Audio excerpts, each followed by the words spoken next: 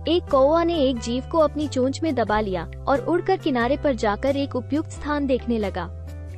उपयुक्त स्थान देखकर कौवे ने उसे चोंच से निकालकर पंजे में दबा लिया। कौवे की चोंच में दबा हुआ वो जीव एक नन्हा सा मेंढक था। इधर कौवा भोजन मिलने से बहुत खुश था, उधर मेंढक के डर के मारे प्राण सूखे जा रहे थे।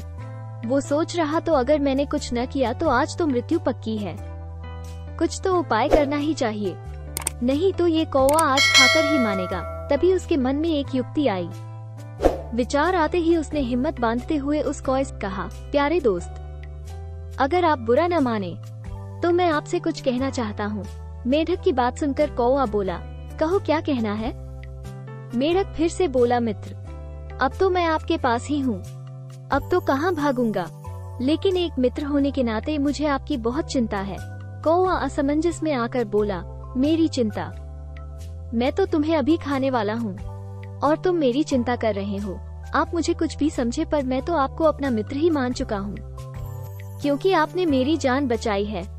मैं तो पानी में डूबा जा रहा था, आप न होते तो मैं तो मर गया होता, इसीलिए मैं भी आपकी मदद करना चाहता हूँ। कौवा बोला, तुम मेरी मदद कैसे करोगे? तब मेंढक बोला, मित्र, आपकी चोंच बहुत प्यारी है, किंतु मेरी चमड़ी बहुत ही मोटी है।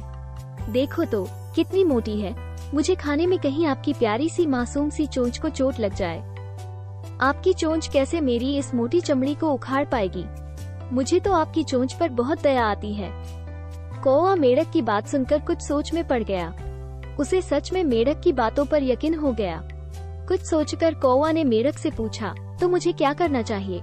आप इसको पत्थर पर रगड़कर पैनी कर लें, ऐसा करके आपकी चोंच पैनी हो जाएगी, तब आसानी से आप हमें खा सकते हैं।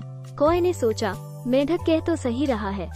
उधर कौवा अपनी चोंच को रगड़कर पैनी कर रहा था और उसका ध्यान अपनी चोंच पर था। ये देखते ही मेंढक उछलता हुआ पत्तों में छिप गया। जब तक कौवा कुछ कर पाता तब तक तो मेंढक जा चुका था। कौवे ने मेंढक को हर तरफ देखा, लेकिन मेंढक तो जा चुका था। कौवा समझ गया कि मेंढक ने उसे बेवकूफ बनाया है और वो बन भी गया। मेंढक ने अपनी जान बचाने के लिए उसे बातों में फंसाया था।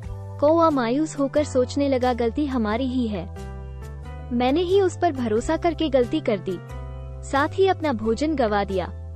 हमें अपने लक्ष्य पर नजर गड़ाए रखनी चाहिए।